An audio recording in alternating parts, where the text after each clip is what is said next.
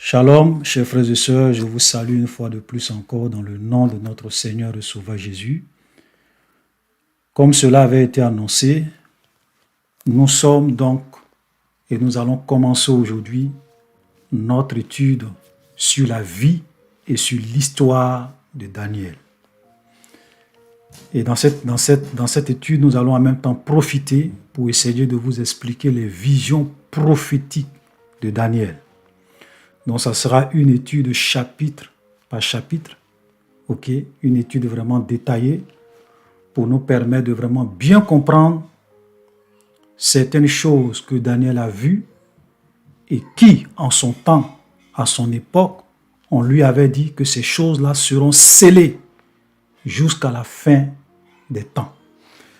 Donc, nous allons lire, voilà, le dernier livre, un verset du dernier livre de Daniel, parce que je voulais vous montrer ce que je viens de dire.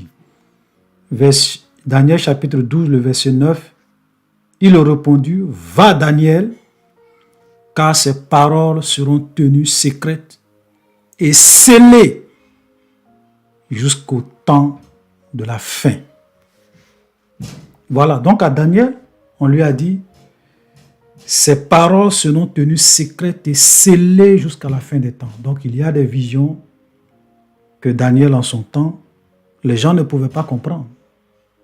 Les gens ne pouvaient pas savoir vraiment réellement ce que tout cela voulait dire. Les gens pouvaient lire, mais comme c'était scellé et c'était tenu secrète, ils ne pouvaient pas comprendre toutes ces visions.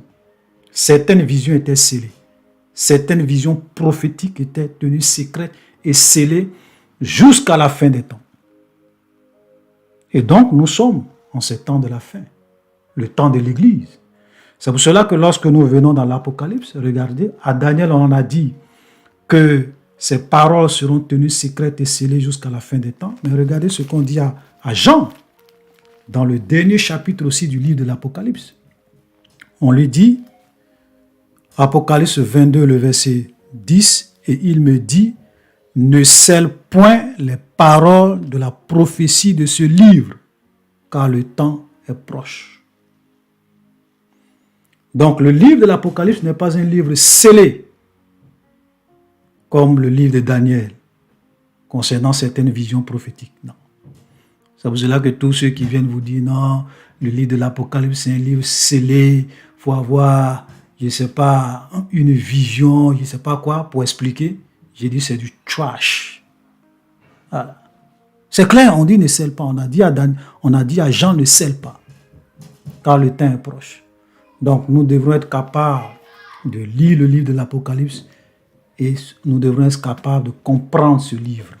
Et nous devons comprendre ce livre à la lumière aussi et comprendre en même temps, puisqu'il y a beaucoup de visions, il y a beaucoup de similitudes entre certaines visions de Daniel et certaines visions de Jean.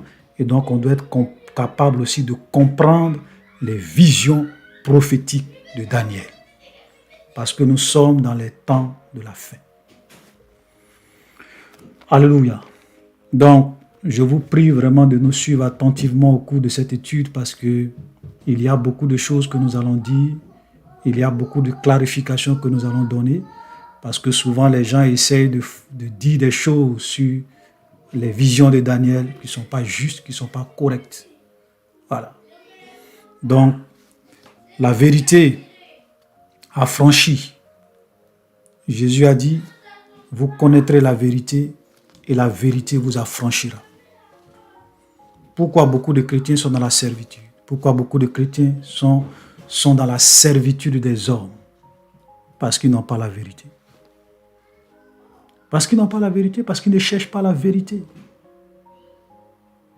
Ils pensent que c'est lorsqu'ils vont aller voir des prophètes. Prophète, il faut prier pour moi. Prophète, il faut faire ça. Il y a des chrétiens immatures. Ils vont de prophète en prophète, d'église en église, de pasteur en pasteur, parce qu'ils pensent que c'est lorsque tel pasteur va faire telle chose pour eux, tel pasteur va leur dire non, viens faire bâtir tel hôtel, viens faire telle chose, c'est là qu'ils seront libres. Ce n'est pas ça qui va te rendre libre. Jésus a dit, vous connaîtrez la vérité et la vérité vous affranchira. si le Fils vous affranchit, vous serez réellement libre. La vérité affranchit. Amen. Beaucoup de personnes ne connaissent pas la vérité. C'est ça le vrai problème. Il y a des choses aujourd'hui, quand tu regardes dans les églises, ce qui se passe, tu es étonné. Par exemple, le problème des hôtels, bâtir des hôtels. Comment les hôtels que les gens bâtissaient dans l'Ancien Testament, qui étaient des hôtels de pierre, des hôtels de cailloux. Les gens prenaient des pierres et juxtaposaient ces pierres-là et puis sur ces hôtels, sur ces pierres qu'ils avaient juxtaposées pour bâtir leur hôtel, parce que le temple de Salomon n'était pas construit, parce que quand le temple a été construit, les gens pour faire les sacrifices, les offrandes, ils allaient au temple de Salomon. Ils n'allaient plus bâtir des hôtels n'importe où pour faire des offrandes, pour offrir des holocaustes ou des taureaux à Dieu. Non. Et c'était des hôtels de pierre. Et donc on se demande comment les hôtels de pierre que les gens bâtissaient dans l'Ancien Testament, avant que le temple de Salomon ne soit construit, comment ces hôtels de pierre-là se sont transformés en des hôtels d'argent. Viens bâtir ton hôtel. C'est quoi? Viens donner l'argent au pasteur. Il va bâtir un hôtel pour toi. Oh boy, oh boy, oh boy, oh boy, oh boy. Et les gens ne réalisent pas que tout ça, c'est de l'escroquerie, de la manipulation. On leur vend du vent. Parce qu'ils n'ont pas la vérité. Et quand ce n'est pas les hôtels qu'on leur demande de bâtir, c'est quoi? Viens faire des alliances avec toi, avec Dieu. Viens bâtir, viens faire alliance avec Dieu. Chacun doit avoir une alliance. Dieu est le Dieu des alliances. Mensonge. Parce que quand vous regardez toutes les alliances que Dieu a tissées avec les hommes, ce n'est pas les hommes qui viennent faire alliance avec Dieu. C'est Dieu qui décide de faire alliance avec les hommes. Ce n'est pas le contraire. Tu es qui pour prendre la décision de venir faire alliance avec Dieu? Tu es qui? Et laisse-moi te dire que la dernière alliance est l'alliance la plus parfaite qui a été accomplie pour les hommes. C'est Jésus qui l'a accompli. Jésus est le médiateur d'une nouvelle alliance entre Dieu et les hommes. Et quand nous rentrons dans cette alliance, nous devenons enfants de Dieu. Il n'y a pas de privilège plus grand que ça. Donc tous ces pasteurs qui viennent vous dire alliance, hôtel, viens faire des semences, c'est de l'escroquerie pure et simple. Frère, c'est la vérité. Voilà. Donc on va revenir à notre sujet. Nous allons aujourd'hui donc expliquer le chapitre 1. Et donc dans ce chapitre-là, nous allons voir qu'est-ce qui s'est passé pour que Daniel se retrouve à Babylone. Et quand Daniel est arrivé à Babylone, il a eu vraiment le privilège d'être choisi pour servir à la cour royale, pour être instruit, pour être élevé, pour servir à la cour royale, pour servir Babylone. Avec des privilèges immenses. Il devrait manger les mains du roi, boire le vin du roi. Mais quand Daniel va arriver, malgré tous ces privilèges, quelle sera son attitude, quelle sera la priorité pour lui, étant en Babylone? Et à partir de la décision qu'il va prendre, lui et ses compagnons, comment Dieu va les traiter. Alléluia. Donc nous allons vraiment planter le décor avec ce chapitre 1 et par la suite nous allons continuer avec le chapitre 2 dans la prochaine vidéo. Donc Daniel chapitre 1, le verset 1. La 3e année du règne de Joachim, roi de Juda, Nebuchadnezzar, roi de Babylone, marcha contre Jérusalem et la siégea. Et donc, on arrive à une période donnée où la première puissance militaire, je dirais du monde à cette époque, la première puissance économique à cette époque, la première puissance politique à cette époque, c'était le royaume de Babylone, l'empire de Babylone. Et Nebuchadnezzar était un roi très, très puissant. Et je dirais qu'il était plus puissant que n'importe quel président que vous pouvez imaginer sur la terre, même le président des États-Unis. Parce que même quand vous allez aux États-Unis, c'est vrai que les États-Unis, c'est la première puissance, mais il y a des contre-pouvoirs. Le président ne peut pas faire tout ce qu'il veut. OK? Mais dans un empire, dans un royaume comme Babylone, Nebuchadnezzar avait droit de vie et de mort sur tous ces sujets. Ses décisions ne pouvaient pas être contestées. OK? Il était extrêmement puissant avec son empire qui dominait le monde à cette époque-là. Alléluia. Verset 2. Regardez très bien ce verset. Le Seigneur livra entre les mains de Nebuchadnezzar, roi de Babylone. Le Seigneur livra entre ses mains Joachim, roi de Juda, et une partie des ustensiles de la maison de Dieu. Nebuchadnezzar emporta les ustensiles au pays de Shinéar, dans la maison de son Dieu, et il les mit dans la maison du trésor de son Dieu. Mais pourquoi on ne dit pas que Nebuchadnezzar avait la première puissance mondiale, il est venu attaquer Juda et il a pu vaincre Juda? Mais on dit, le Seigneur livra entre ses mains.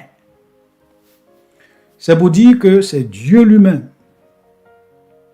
qui a livré. C'est-à-dire, en un mot, c'est Dieu lui-même qui a permis que Nebuchadnezzar puisse venir assiéger Jérusalem, assiéger Juda, et réellement, il a livré entre ses mains, entre les mains de Nebuchadnezzar, le royaume de Juda, le peuple de Dieu. La question qu'on peut se poser, pourquoi? Pourquoi Dieu? Pourquoi? Tu pouvais être un roi puissant, tu pouvais même être la première puissance militaire du monde. Mais tant que le peuple d'Israël était en accord avec son Dieu, obéissait à son Dieu, faisait la volonté de son Dieu, était en de bons termes avec son Dieu, personne ne pouvait les vaincre militairement. Impossible. Pourquoi? Parce que l'Éternel combattait pour eux. Ce qui arrive au verset 2, Jérémie l'avait prophétisé. Jérémie avait dit que parce que vous avez abandonné Dieu, vous avez rejeté sa parole, vous êtes allé servir d'autres dieux, vous vivez dans le mal, dans le péché, dans l'adultère, dans toutes sortes d'abominations. Le roi de Babylone viendra et il va réellement assiéger Jérusalem et il va détruire Jérusalem. Les gens ont traité Jérémie de tous les noms. Les gens ont combattu Jérémie. Les gens ont emprisonné Jérémie. Les gens ont maltraité Jérémie. Les gens traitaient Jérémie de travailler pour l'ennemi. Toutes sortes de choses. Allez-y lire le livre de Jérémie et le livre de Lamentations de Jérémie. Amen. Parce qu'il disait la vérité au peuple. Abandonnez vos mauvaises voies, abandonnez vos péchés, revenez à Dieu. Les gens disent, oh, Jérémie, on ne t'écoute pas. Et il y avait des faux prophètes aussi à cette époque qui étaient plus écoutés. Parce qu'ils disaient des choses que le roi avait envie d'entendre.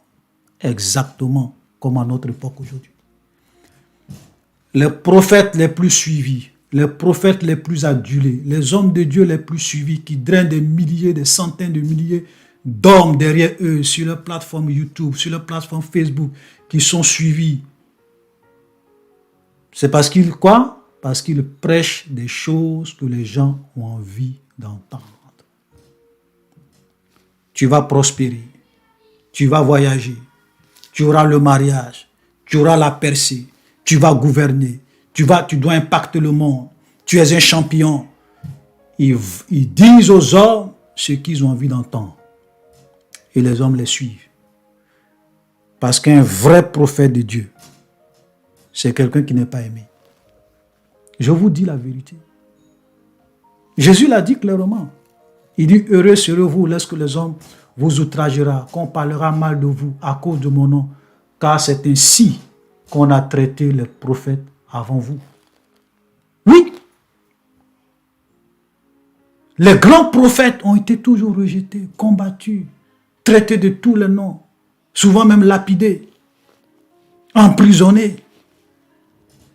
Jean-Baptiste a été arrêté. Pourquoi? Parce qu'il disait à Hérode, Hérode, tu vis dans le péché.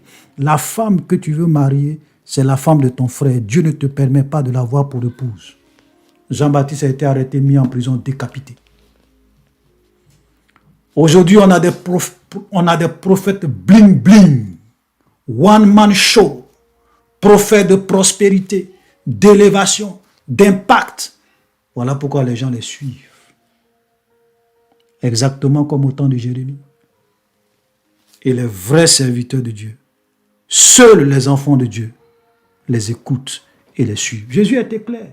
Mes brebis me connaissent et elles entendent ma voix. Si tu n'es pas la brebis du Seigneur, il te sera difficile d'entendre la voix de Dieu dans toute cette confusion qui règne aujourd'hui dans le monde. Si tu n'as pas l'amour de la vérité, tu vas être séduit dans les temps dans lesquels nous sommes. Donc Jérémie avait prophétisé ça. Et ça, c'était en accord aussi avec ce que Dieu avait dit à son peuple. Lorsque Dieu a tissé son alliance avec la nation d'Israël, vous pourrez aller lire Deutéronome 22. Excusez-moi, je prends un peu de temps parce qu'il faut qu'on comprenne qu'est-ce qui s'est passé pour que Daniel arrive à Babylone, dans quelles circonstances, pourquoi c'est comme ça. C'est pour cela que je prends tout ce temps-là. Quand vous lisez Deutéronome 28, Dieu a dit à son peuple, voilà les clauses de l'alliance. Si tu obéis à ma parole, si tu mets en pratique tout ce que je t'ordonne aujourd'hui, j'ordonnerai à la bénédiction d'être avec toi à ton aller et à ton retour. Tu seras à la tête et tu ne seras pas à la queue. Tu prêteras et tu n'emprunteras pas. Tes ennemis viendront contre toi par un seul chemin et ils fuiront contre toi et ils fuiront par 7 chemins. Etc., etc. Mais il leur a aussi dit que si vous n'obéissez pas, j'ordonnerai à la malédiction d'être avec vous. C'est pour cela que la Bible nous dit que Christ nous a délivrés de la malédiction de la loi. Parce que la loi, ce n'est pas seulement la bénédiction, la prospérité, l'élévation. Il y a une malédiction derrière si tu n'obéis pas. Donc Dieu a dit, si tu n'obéis pas, moi, je vais ordonner à la malédiction d'être avec toi à ton aller et à ton retour. L'étranger qui est au milieu de toi sera toujours en haut et toi, tu seras toujours en bas. En un mot, tu seras la queue et non la tête. Écoutez-moi très bien. Voilà un verset que les gens prennent souvent. Ils me disent, non, Dieu m'a dit, je serai la tête et non la queue. Et moi, je dis, Dieu n'a jamais dit ça. Dieu n'a jamais dit à quelqu'un que tu seras la tête et non la queue. Quand tu es en train de citer la parole de Dieu, il faut faire attention pour ne pas falsifier les Écritures. Dieu a dit, si tu obéis, tu seras la tête et non la queue. Si tu n'obéis pas, tu seras la queue et non la tête. C'est l'étranger qui est au milieu de toi qui sera toujours en haut, mais toi, tu seras la queue. Et le Seigneur leur a dit, vous allez aller combattre. Si vous n'obéissez pas, vous allez aller contre vos ennemis par un seul chemin et c'est vous qui allez fuir par 7 chemins. En un mot, le contraire de toutes les bénédictions que Dieu leur avait données. Dieu leur a promis le contraire s'ils n'obéissaient pas. Verset 2, je relis encore. Vous comprenez pourquoi il est ici dit, le Seigneur livra entre ses mains Joachim, roi de Juda, parce que Juda et son roi avaient abandonné le seul Elohim d'Israël. Amen. Laisse-moi te dire, chers frères et sœurs, si tu te réclames enfant de Dieu, si tu es vraiment enfant de Dieu, Si tu veux réellement être enfant de Dieu et te comporter comme un enfant de Dieu, comprends ceci. Les hommes ne sont pas tes ennemis. Les sorciers ne sont pas tes ennemis. Les mystiques ne sont pas tes ennemis. Écoute-moi très bien. Tes amis qui sont au bureau, qui te veulent du mal, ne sont pas tes ennemis. Ton ennemi, c'est toi-même. Je le répète, ton ennemi, c'est toi-même. Pourquoi? Parce que tant que tu craindras Dieu, Dieu combattra pour toi. Aucun sorcier, aucun mystique ne peut t'atteindre spirituellement parlant. C'est impossible. C'est vrai qu'il peut te créer des problèmes sur le plan physique, te persécuter physiquement, mais spirituellement, aucun sorcier ne peut me tuer. L'ange de l'Éternel campe autour de ceux qui le craignent. Jésus a dit, ne craignez pas ceux qui tuent le corps et qui après ne peuvent rien faire. Alléluia. Donc, mon vrai ennemi, entre guillemets, c'est moi-même. Si le sorcier arrive à m'atteindre, je dois m'interroger sur ma relation avec Dieu. Ici, le problème du peuple, ce n'est pas Nebuchadnezzar, ce n'est pas Babylone, c'est eux-mêmes parce qu'ils avaient abandonné la loi de leur Dieu. Voilà pourquoi tout ce malheur s'est abattu sur eux. Et c'est Dieu qui va les livrer entre les mains de Nebuchadnezzar, roi de Babylone. Alléluia. Donc voilà le contexte qui va faire que Nebuchadnezzar va venir, il va conquérir Juda, il va conquérir Jérusalem, il va prendre une partie des ustensiles de Dieu et il va envoyer ça dans la maison de son Dieu. Parce que Nebuchadnezzar était un roi païen. Il adorait de faux dieux. Quand tu t'éloignes de Dieu, même tes ennemis qui adorent de faux dieux vont triompher de toi. Parole de l'Éternel. Faisons attention. Alléluia. Verset 3. On va aller un peu vite. Le roi donna l'ordre à Ashpenaz, chef de ses eunuques, d'emmener quelques-uns des enfants d'Israël de race royale ou de famille noble, de jeunes garçons sans défaut corporel, beaux de figure, doués de sagesse, d'intelligence et d'instruction, capables de servir dans le palais du roi et à qui l'on enseignera les lettres et la langue des Chaldéens. Le roi leur assigna pour chaque jour une portion des mains de sa table et du vin dont ils buvaient, voulant les élever pendant 30 ans, pendant 3 mois, au bout desquels ils serviront au service du roi.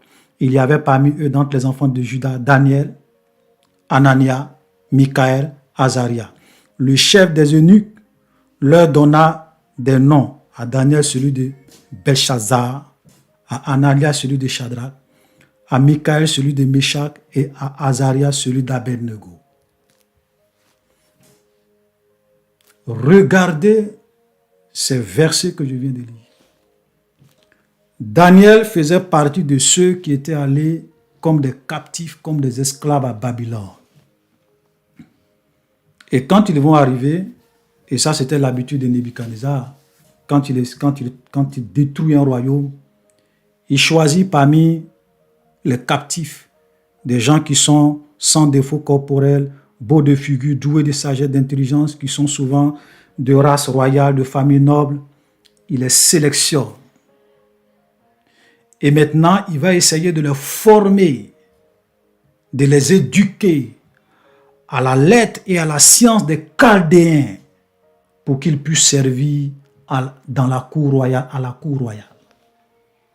Et j'aimerais vous dire que c'était un honneur et un privilège immense d'être sélectionné, de faire partie de cette élite de personnes qu'on choisissait pour aller servir à la maison du roi, qui devraient être au service du roi.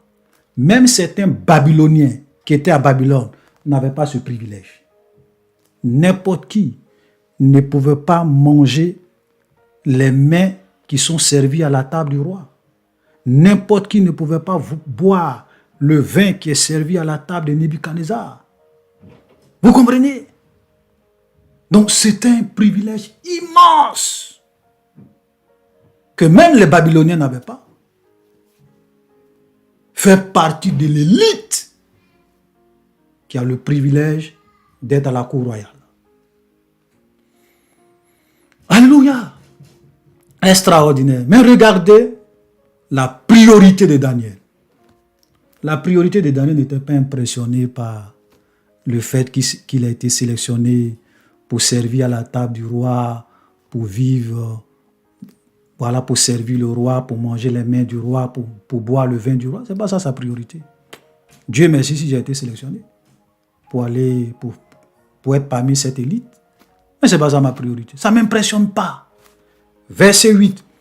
Daniel résolut de ne pas se souiller par les mains du roi et par le vin dont le roi buvait.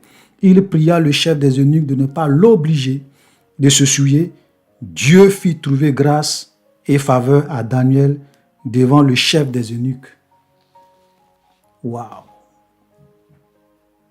La priorité pour Daniel, c'était quoi? Ne pas se souiller, respecter la loi de Dieu, marcher dans la sainteté, dans la pureté, craindre Dieu. Cherchez premièrement le royaume des cieux et sa justice. Et toutes ces choses vous seront données par-dessus. C'est pas ce que la Bible dit. C'est ce que Daniel est en train de faire ici.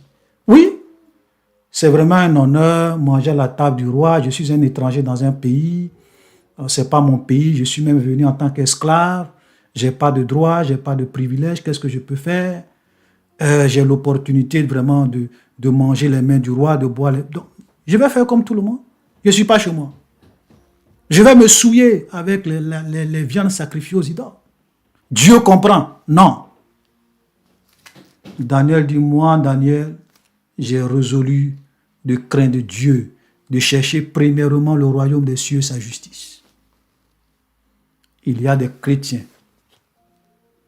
qui ont quitté leur pays, qui ont eu des opportunités d'aller aux États-Unis, d'aller en Europe, en Russie, en Chine, dans des pays développés, faire des affaires. Ils ont eu des diplômes, ils travaillent souvent même dans des entreprises prestigieuses, dans des institutions prestigieuses. Ils ont l'argent, la gloire. Vous savez ce qu'ils ont dit? Bye bye Jésus. Bye bye la parole de Dieu. Bye bye être chrétien. Ils vivent pour le monde. Satan les a séduits par les attraits de ce monde.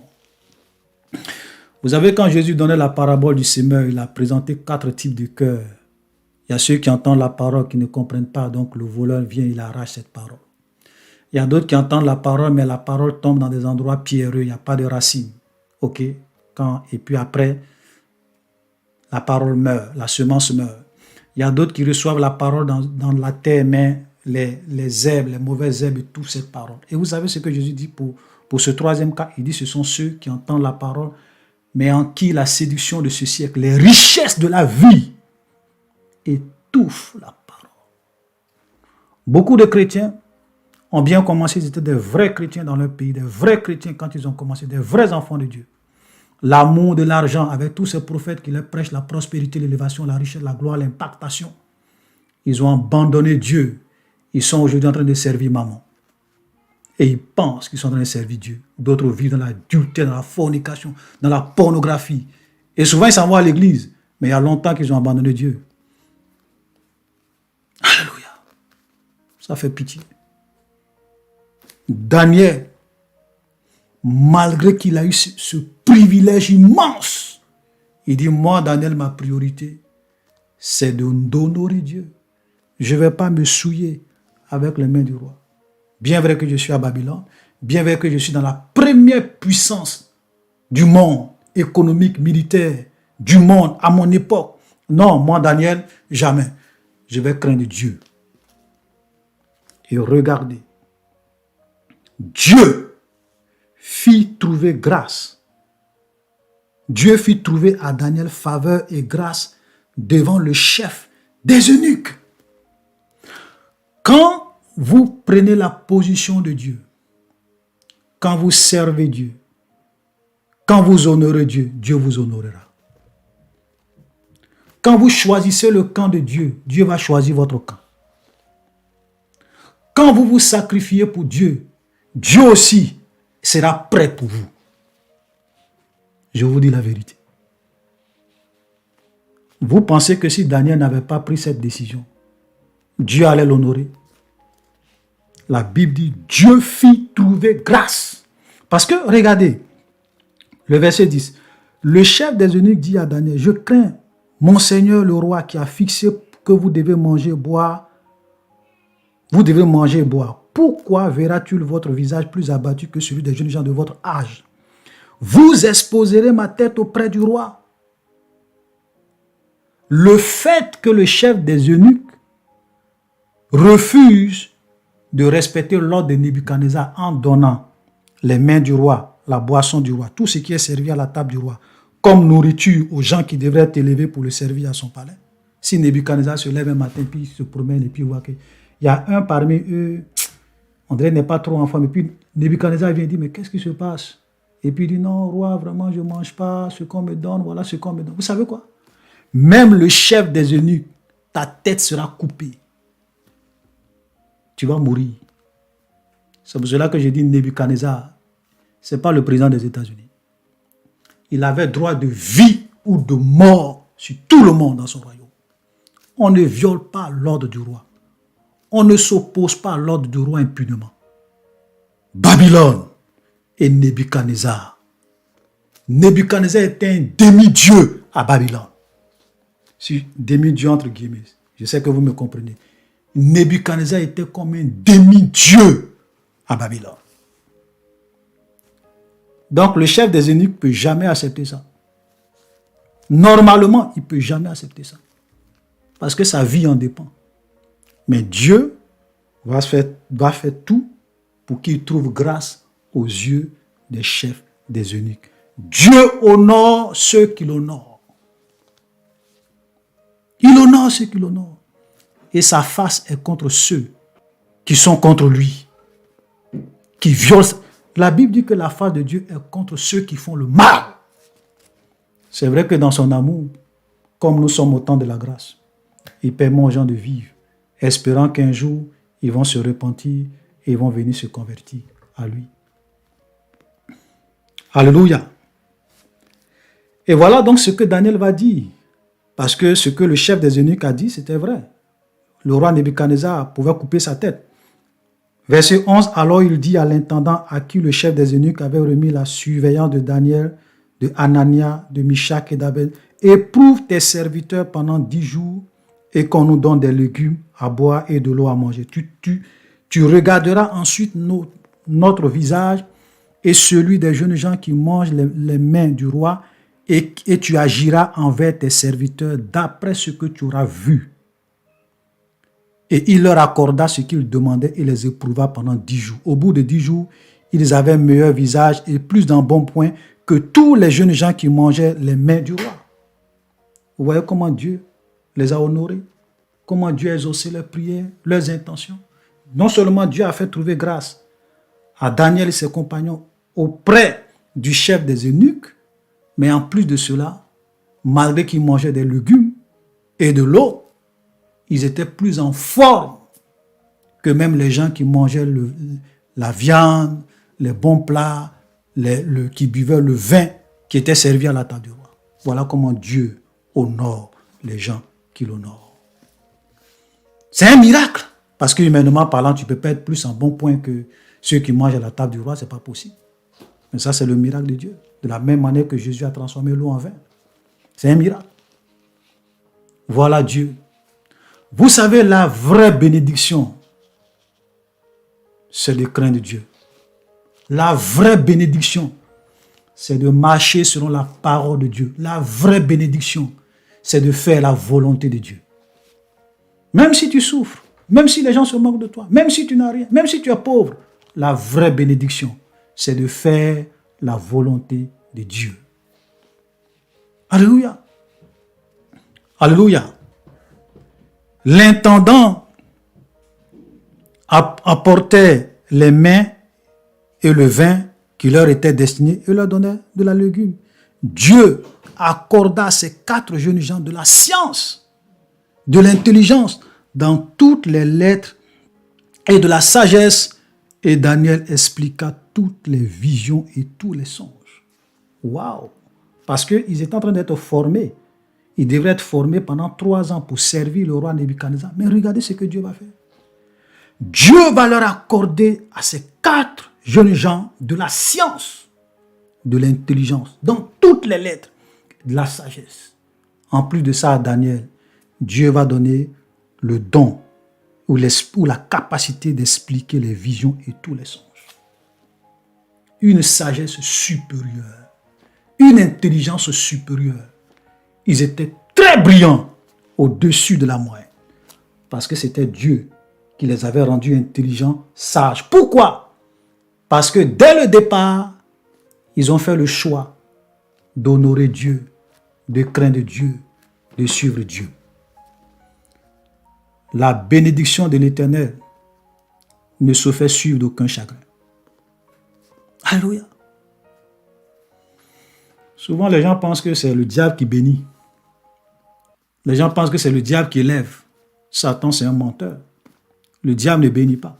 Le diable n'élève pas. Parce que tout ce que le diable te donne, que ce soit la gloire, que ce soit la richesse, que ce soit l'élévation, que ce soit tout ce que tu peux imaginer que le diable te donne, c'est en échange de ton âme. Et tu vas manger le pain de la douleur.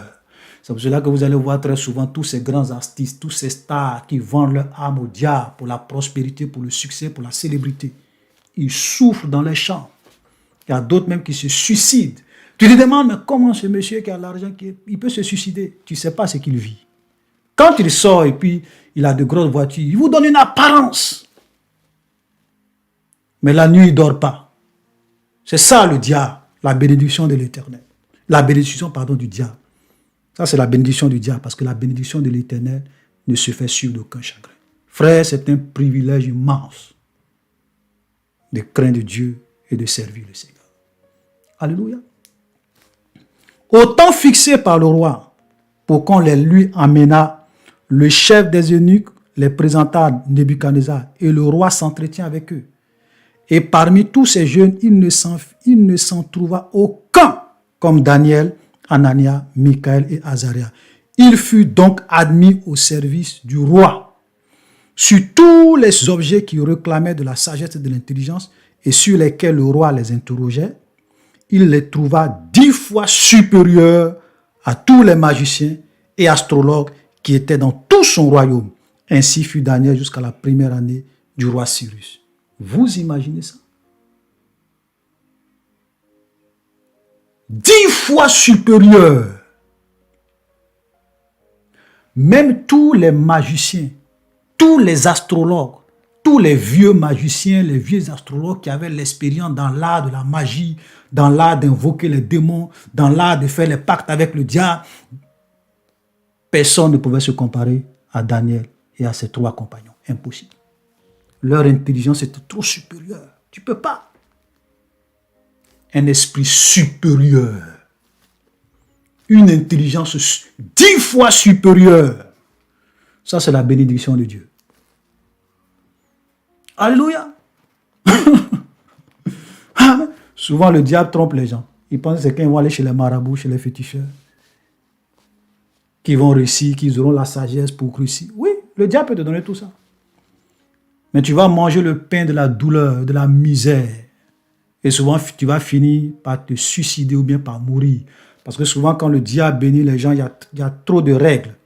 Tu ne dois pas faire ça, tu dois faire ça. Chaque nuit, tu dois te lever à 2 heures du matin. Tu dois faire ça. Tu dois faire tel pacte. Tu dois renouveler chaque 5 ans, chaque 2 ans. Voilà. Et les gens souffrent. Il y a des gens même qui meurent dedans. Parce qu'arrivé un moment, ils ne peuvent pas. Mais quand Dieu te bénit, il ne te demande rien. Rien. Alléluia. Donc, voilà comment Dieu va réellement bénir ces jeunes gens. C'est une histoire extraordinaire. Et nous allons voir par la suite comment Dieu va réellement les bénir à Babylone et les établir à Babylone. Alléluia. Voilà le Dieu d'Abraham, voilà le Dieu d'Isaac, voilà le Dieu de Jacob. Frère, je vous en prie, et je le répète encore une dernière fois, servir Dieu, craindre Dieu, c'est vraiment un privilège énorme. C'est une grande bénédiction.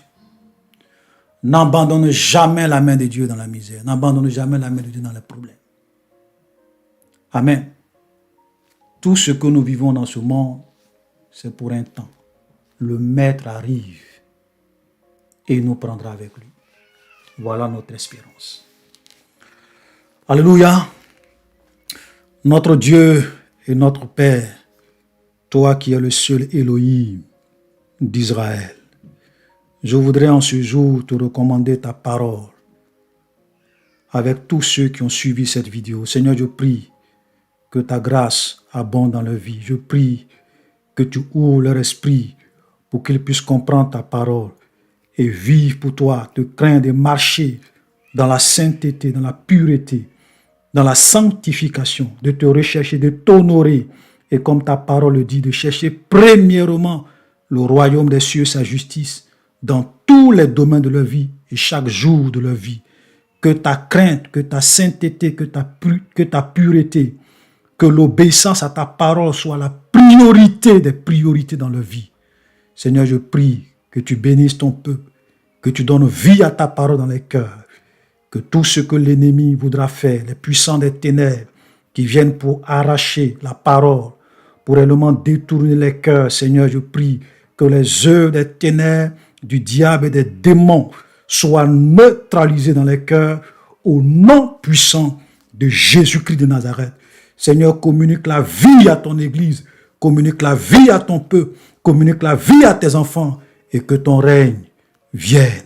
Suscite, ô Dieu, une armée pour toi en ces temps de la fin pour porter ton nom. Seigneur, le besoin se fait sentir. Merci Jésus et que la gloire et l'honneur te reviennent au nom puissant et glorieux de Jésus. J'ai prié. Amen. Shalom, chers frères et sœurs, et à la prochaine.